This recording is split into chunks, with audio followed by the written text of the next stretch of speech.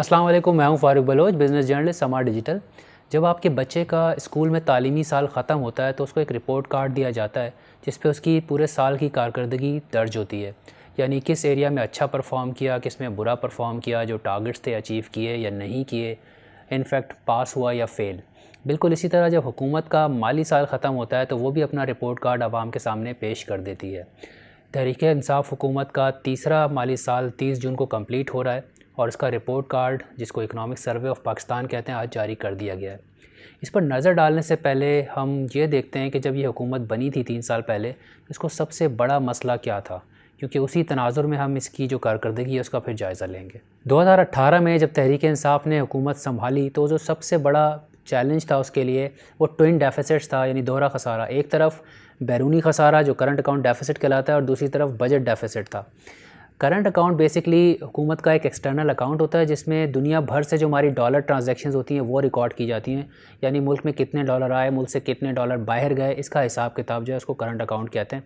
और जो हमारी सोर्सेज़ हैं डॉलर कमाने की, वो बेसिकली जैसे बैरून मुल्क पाकिस्तानी तरसीलात बेचते हैं या एक्सपोर्ट्स की मद में जो आमदनी होती है हमें, या फिर कोई फ़ॉरेन इन्वेस्टमेंट कर दे। और एक और हमारी मेजर सोर्स पाकिस्तान के केस में जो हम बैरूनी कर्ज़े लेते हैं या इमदाद लेते हैं, ये हमारी सोर्सेज़ हैं जो कि डॉलर इनफ्लोज़ कहलाते हैं। और आउटफ्लोज़ की अगर हम बात कर लें तो जो इंपोर्ट की अदायगियाँ होती हैं, ऑयल इंपोर्ट करके उसकी पेमेंट करते हैं, रॉ मटेरियल इंपोर्ट करते हैं, मशीनरी इंपोर्ट करते हैं, या जो पाकिस्तानी बैरून मुल्क सफ़र करते हैं वो टूरिज़म के लिए जाएँ, बिज़नेस के लिए जाएँ, वो पैसे खर्च करते हैं। और ऑब्वियसली एक बड़ा चंक ये भी होता है कि जो हम पुराने कर्ज़ों की अदायगियाँ करते हैं डॉलर में, ये हमारे डॉलर के आउटफ्लोज़ होते हैं। अगर हमारे मुल्क में डॉलर ज़्यादा आ जाते हैं और बाहर कम जाते हैं तो ये अकाउंट सरप्लस में होता है। लेकिन अगर हमारे मुल्क से डॉलर ज़्यादा बाहर जाते हैं और कम अंदर आते हैं तो उस सूरत में ये डेफिसिट होता है। तो जब हुकूमत बनी थी तो उस वक्त सिलसिला कुछ ऐसा ही था कि 19 अरब का तकरीबन सालाना हमारा डेफिसिट था करंट अकाउंट का। इतना बड़ा जो खसारा है ये सस्टेनेबल नहीं था, क्योंकि हम $1 कमाते थे और 2 खर्च करते थे। इसकी वजह से जो हमारे डॉलर्स की सेविंग्स थी, जिसको फॉरेन एक्सचेंज रिज़र्व्स कहते हैं, वो बहुत तेज़ी से घटती जा रही थी। और सिचुएशन इतनी मुश्किल हो गई थी कि जो आपकी एसेंशियल इंपोर्ट्स हैं, मुल्क को, इकॉनमी को चलाने के लिए आपको तेल इंपोर्ट करना है, मशीनरी इंपोर्ट करनी है, रॉ मटेरियल इंपोर्ट करना है, वो आप पेमेंट नहीं कर पाते क्योंकि आपके पास डॉलर ही नहीं थे। दूसरी तरफ जो आपको गैर मुल्की कर्ज़ों की अदायगियाँ करनी थी, ऑब्वियसली जब डॉलर नहीं होंगे तो वो पेमेंट भी आप नहीं कर सकेंगे। तो एक रिस्क था कि आप दिवालिया हो सकते हैं, डिफ़ॉल्ट कर सकते हैं। इसलिए ये एक बहुत बड़ा मसला था कि हमें करंट अकाउंट डेफिसिट को रिड्यूस करना था। दूसरी तरफ बजट का खसारा भी एक बहुत बड़ा चैलेंज था। एक साल के अंदर हुकूमत मुल्क को चलाने के लिए कितने पैसे खर्च करेगी और ये पैसे आएंगे कहाँ से, इसका हिसाब किताब जो है उसको हम बजट कहते हैं। अगर आपके अखराजात ज़्यादा हों और आमदनी कम हो तो उस सूरत में बजट खसारा हो जाता है, यानी आप नुकसान में होते हैं। और पाकिस्तान के केस में हमेशा खसारा ही होता है, सरप्लस तो हम कम ही सुनते हैं। मुझे तो नहीं याद पड़ता कि मैंने कभी सरप्लस सुना हो। तो खसारे की सूरत में क्या होता है कि उस गैप को फ़िल करने के लिए आप मज़ीद उधार उठाते हैं, जिसके ऊपर आपको सूद की मद में भारी अदायगियाँ करनी पड़ती हैं। और आपके पास इतने पैसे नहीं बचते कि आप मुल्क की आवाम पे ख़र्च कर सकें, उसकी तरक्की पे ख़र्च कर सकें। तो ये 2 बहुत बड़े चैलेंज थे हुकूमत के लिए जब इन्होंने चार्ज संभाला था। अगर करंट अकाउंट खसारे पर हुकूमत की कारकर्दगी देखी जाए तो पहले साल में ये 19 अरब डॉलर से उसको कम करके 13.5 अरब डॉलर के ऊपर लेकर आ गए, और अपने दूसरे साल में फिर 4.5 अरब डॉलर की सतह पर आ गए, और रवां माली साल के पहले 9 माह में 1 अरब डॉलर के सरप्लस पे ले गए। तो खसारे से स्टार्ट किया था 19 अरब के और 1 अरब डॉलर के सरप्लस के ऊपर ले जा चुके हैं। और अगर 10 महीने की बात कर लें तो थोड़ा सा कम हो गया, शायद 770 मिलियन के करीब है। ये बहुत बड़ी इम्प्रूवमेंट है, लेकिन इसकी बहुत बड़ी कीमत भी अदा की है। इस पर हम बहुत रिपोर्ट कर चुके हैं। इनफैक्ट IMF प्रोग्राम में हम गए भी नहीं थे, तब भी हमने एक रिपोर्ट की थी कि इससे अनएम्प्लॉयमेंट होगी, आपकी करेंसी गिरेगी, इन्फ्लेशन होगी, क्राइम रेट भी बढ़ेगा, और ये सारी चीज़ें प्रेडिक्ट कर दी थी। इसलिए मैं दोबारा तफसील में नहीं जा रहा, आपसे वीडियो की लिंक शेयर कर लेंगे। और अब क्या इस तकलीफ़ को उठाने का हमें कोई फ़ायदा हुआ? एक बज़ाहिर फ़ायदा ये हुआ कि जो डॉलर रिज़र्व्स हमारे गिर रहे थे, जो इसी हुकूमत के दौर के अंदर तकरीबन 6 अरब डॉलर तक की सतह पे चले गए थे, जो सिर्फ 2 माह की इंपोर्ट्स के लिए काफ़ी होते हैं, वो दोबारा से बढ़कर 16 अरब डॉलर तक आ चुके हैं। उसमें ऑब्वियसली बहुत सारे हमें बेनिफिट्स भी मिले हैं। एक तो कोविड-19 में जो G8 कंट्रीज़ हैं उन्होंने पाकिस्तान को रिलीफ़ दे दिया कि अभी आप डेट पेमेंट नहीं करें। पहले 6 माह का रिलीफ़ दिया, फिर 6 माह के लिए उसको डिले कर दिया, यानी मौखर कर दी। तो हमने जो बैरूनी कर्ज़ों की अदायगी करनी थी उसमें थोड़ा सा हमें बेनिफिट मिल गया। दूसरी तरफ IMF का प्रोग्राम में जाने की वजह से मुख्तलिफ़ डोनर से हमें फ़ंडिंग मिल गई। खैर इस पे भी बहुत डिटेल में बात कर चुके हैं तो मैं मज़ीद बात नहीं करता, लेकिन 16 अरब डॉलर की सतह के ऊपर हमारे रिज़र्व आ चुके हैं। लेकिन ख़तरा अभी टला नहीं है। हमारे रिज़र्व्स बढ़ गए हैं, हम डेफिसिट से सरप्लस में भी आ गए हैं। लेकिन इसके अंदर जो अनासर हैं पीछे, बेसिकली एक तो सबसे बड़ा जो फैक्टर है वो रेमिटेंसेस हैं, जो तरसीलात हैं ओवरसीज़ पाकिस्तानीज़ की तरफ से पाकिस्तान में, उनका एक नया रिकॉर्ड कायम हो गया है और इस साल शायद 29 अरब डॉलर की सतह को पहली बार टच करेंगी। आप ये समझ लें कि एक्सपोर्ट से भी ज़्यादा बड़ी सोर्स बन गई है फ़ॉरेन एक्सचेंज की रेमिटेंसेस, क्योंकि हमारी exports I think 23 Arab dollar तक गई हैं और ये 29 तक जा चुकी हैं और अभी साल ख़त्म नहीं हुआ। और दूसरी तरफ हमने इंपोर्ट्स को भी कुछ गिराया है तो उसका भी फ़ायदा हुआ है।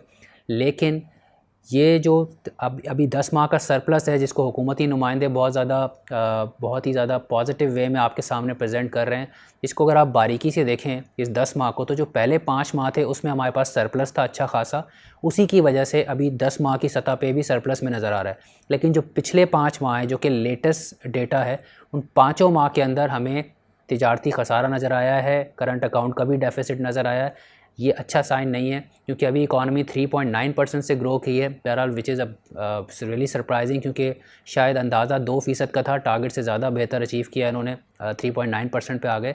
लेकिन अब क्योंकि इकॉनमी को ये टारगेट कर रहे हैं 4.8% को ग्रोथ को नेक्स्ट ईयर के लिए, तो ज़ाहिर है इस ग्रोथ को मेंटेन करने के लिए अगर आपने इसी रेशो से एक्सपोर्ट्स नहीं बढ़ाई, यानी डॉलर की इनकम अपनी नहीं बढ़ाई, और रेमिटेंसेस अगर इसी लेवल पे ना रहीं और गिर गई नेक्स्ट ईयर, तो फिर दोबारा से प्रेशर आएगा।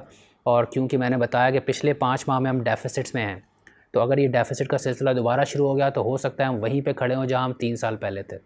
अब बात करते हैं बजट खसारे की, जिसकी वजह हुकूमत के अखराजात का उसकी आमदनी से ज़्यादा होना है। अगर रवा माली साल को देख लिया जाए तो पहले 9 माह के अंदर ख़र्च किए जाने वाले हर 1000 रुपये में से 310 रुपये पिछले कर्ज़ों की अदायगी में ख़र्च किए गए, 115 रुपये फ़ौज को दिए गए यानी दिफाई अखराजात की मद में ख़र्च किए गए, 185 रुपये पेंशन, सब्सिडी और दीगर हुकूमती अखराजात पे ख़र्च किए गए, और 280 रुपये सूबों को दे दिए गए, और 110 रुपये तरक्याती कामों पर यानी पाकिस्तानी आवाम के ऊपर ख़र्च किए गए। यहाँ पर यह नोट करना ज़रूरी है कि इन 1000 रुपये में से हुकूमत के पास ख़र्च करने के लिए सिर्फ 730 रुपये थे, जो बाकी 270 रुपये थे ये हमारा बजट का खसारा है। और ये पैसे कहाँ से आए, ये फिर हमने पाकिस्तान में बैंकों से और जो बैनुल-अक़वामी बैंक्स और मालियाती इदारे हैं उनसे बेसिकली कर्ज़ की सूरत में हासिल किए। अब नज़र डालते हैं हुकूमत की आमदनी पर। अगर हुकूमत की आमदनी को 4 बराबर हिस्सों में तकसीम कर दिया जाए तो इसमें से सिर्फ एक हिस्सा हुकूमती इदारों की जो इनकम है उससे आता है। मसलन स्टेट बैंक ऑफ पाकिस्तान हो गया, पाकिस्तान टेलीकम्युनिकेशन अथॉरिटी, इनके प्रॉफिट्स हो गए, पासपोर्ट और CNIC की फ़ीस वगैरह। बाकी 3 हिस्से टैक्सेस की सूरत में आते हैं, और इन टैक्सेस को भी अगर 3 हिस्सों में डिवाइड कर दिया जाए तो इसमें से सिर्फ एक हिस्सा डायरेक्ट टैक्सेस से आता है, मसलन जो इनकम पे टैक्स लगता है, और जो बाकी 2 हिस्से हैं वो इनडायरेक्ट टैक्सेस से आते हैं, मसलन सेल्स टैक्स हो गया, फेडरल ड्यूटी हो गई, मोटर व्हीकल टैक्स हो गया, प्रॉपर्टी टैक्स वगैरह वगैरह। ये इनडायरेक्ट टैक्सेस जैसे कि सेल्स टैक्स हो गया, ये अमीर और गरीब की तफरीक ख़त्म कर देते हैं, माशरे में जो इनइक्वालिटी है उसको प्रमोट करते हैं और इनसे महंगाई भी हो जाती है। और ये बहुत अहम नुक्ता है, इसको मैं मिसाल दे के समझाता हूँ। एक शख्स जो 10 लाख रुपए माहाना कमाता है, वो भी 100 रुपये का जब मोबाइल टॉपअप करेगा, जब रिचार्ज कराएगा बैलेंस, तो उसको उसके ऊपर तकरीबन 30 रुपये के करीब टैक्स देना होगा, विदहोल्डिंग टैक्स या फेडरल एक्साइज ड्यूटी की मद में। और एक शख्स जो 10,000 रुपये माहाना कमाता है उसको भी इतना ही टैक्स देना होगा। डायरेक्ट टैक्सेस के बरअक्स जब आप इनडायरेक्ट टैक्सेस यानी लोगों की स्पेंडिंग पे, लोगों के अखराजात पे टैक्सेस लगाते हैं, तो जो बीच का तबका यानी मिडिल क्लास और जो पसमानदा तबका है उनकी क़ुव्वत ख़रीद जो है वो बुरी तरह मुतासिर होती है, उनके लिए महंगाई हो जाती है काफ़ी। और दूसरी तरफ जो टैक्स के चोर हैं, अगर आप उनको पकड़ते हैं यानी अपना टैक्स नेट बढ़ाते हैं, तो आपकी ना सिर्फ इनकम बढ़ती है हुकूमत की, बल्कि महंगाई भी कंट्रोल में रहती है। लेकिन ये काम थोड़ा मुश्किल होता है। और अगर आप तारीख़ उठा के देख लें तो मुख्तलिफ़ हुकूमतें जो दावे करती हैं कि निचले तबके पे बर्डन नहीं डालेंगे, लेकिन होता आखिर में वही है कि जो लोग ऑलरेडी टैक्स दे रहे होते हैं उनके ऊपर मज़ीद बर्डन डाल दिया जाता है, और इस काम के लिए अक्सर तारीफ़ भी होती है। गुज़िश्ता दिनों वज़ीर-ए-आज़म इमरान ख़ान ने FBR की तारीफ़ की कि तारीख़ में पहली मरतबा 4000 अरब से ज़्यादा का टैक्स कलेक्ट किया। लेकिन अगर आप इसका गौर से मुताला करें तो लगता है कि कोई तीर नहीं मारा, क्योंकि इसी हुकूमत में तारीख़ में पहली मरतबा ऐसा हुआ है कि FBR ने शायद पहले साल की बात है, जो हदफ था इनका उससे कम टैक्स कलेक्ट किया। और ये जो ग्रोथ आई है लेटेस्ट टैक्स कलेक्शन की 20% से ज़्यादा की है मेरे ख़्याल में, ये उससे बहुत कम है जो पिछली हुकूमतों के दौर में थी, जहाँ 50% से ज़्यादा भी ग्रोथ दिखाई गई थी तीसरे चौथे साल में। और एक और चीज़ भी मैं आपकी जो है तवज्जो चाहूँगा कि इन्होंने अकाउंटिंग के अंदर भी कुछ चेंजेस किए हैं, जिससे आपकी जो टैक्स की जो बेसिकली रेवेन्यू है वो ऐसा लग रहा है कि कम हुई है और नॉन टैक्स रेवेन्यू बढ़ गई है। मैं मिसाल देकर समझाता हूँ। पहले गैस इंफ्रास्ट्रक्चर डेवलपमेंट सेस को और नेचुरल गैस डेवलपमेंट सरचार्ज को टैक्स रेवेन्यू से निकाल के नॉन टैक्स रेवेन्यू में डाला गया। उसके बाद पेट्रोलियम लेवी के साथ भी यही किया गया। तासुर ये दिया जा रहा है कि शायद जो नॉन टैक्स रेवेन्यू वो बढ़ गई है, हालांकि ये इनडायरेक्ट टैक्सेस जो उठा के आपने नॉन टैक्स रेवेन्यू में डाल दिए। अगर रवा माली साल को ही देख लिया जाए तो पहले 9 माह में इन्होंने 400 अरब रुपए सिर्फ इन टैक्सेस की सूरत में हासिल किए हैं, जो कि नज़र नॉन टैक्स रेवेन्यू के अंदर आ रहे हैं। और इसमें 370 अरब सिर्फ पेट्रोलियम लेवी से इन्होंने इकट्ठे किए हैं। और अगर आप लोगों को पिछले साल की मेरी वीडियो याद हो तो मैंने कहा था 400 अरब का टारगेट है और अभी साल ख़त्म नहीं हुआ। तो ये जो इतना ज़्यादा इन्हिसार है इस तरह के इनडायरेक्ट टैक्सेस पे, पेट्रोलियम लेवी की मिसाल ले लें कि जो कंजम्पशन है मंथली, इसको अगर सामने रखा जाए तो 1 रुपये का इजाफा पेट्रोलियम लेवी में जो है वो तकरीबन इनके लिए 2 अरब का जो है विंडफॉल टैक्स रेवेन्यू कलेक्ट कर सकता है। रिसेंटली इन्होंने पेट्रोलियम लेवी के अंदर भी पैसे कम किए हैं, टैक्सेस कम किए हैं, लेकिन साल के शुरू में इससे बहुत पैसे निकाल लिए हैं। तो ये जो इनडायरेक्ट टैक्सेस हैं जिसको नॉन टैक्स रेवेन्यू में दिखाया जा रहा है, ये बेसिकली आवाम के ऊपर ही बर्डन डाला जा रहा है। ऐसा नहीं है कि टैक्स नेट को बढ़ा दिया गया जिसका दावा किया जाता है। एक बार फिर से हुकूमत दावा कर रही है कि हम टैक्स के चोरों को पकड़ेंगे, टैक्स नेट बढ़ाएंगे, एग्जिस्टिंग टैक्स पेयर पे मज़ीद बर्डन नहीं डालेंगे। ऐसा होता है नहीं, ये तो आने वाले साल में पता चलेगा। लेकिन तारीख़ हमें यही बताती है कि हमेशा एग्जिस्टिंग टैक्स पेयर पे ही बर्डन डाला जाता है, ख़ास तौर पे इनडायरेक्ट टैक्सेस की सूरत में, और इससे उनकी जो क़ुव्वत ख़रीद है वो बराह रास्त मुतासर होती है।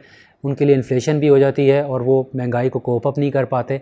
दूसरी तरफ हुकूमत के अपने अखराजात बहुत सारे हैं, सर्कुलर डेट है, पुराने कर्ज़ों की अदायगियाँ हैं, उस पर इंटरेस्ट है, और जो हुकूमत की जो खसारे वाली कंपनियाँ उनका भी बोझ उठाना होता है। तो अपने अखराजात इतने ज़्यादा हैं कि उसकी वजह से वो खसारे में ही रहती है और उस खसारे को पूरा करने के लिए मज़ीद कर्ज़े उठाती है और ये कर्ज़ों का पहाड़ जो है ये बढ़ता चला जा रहा है।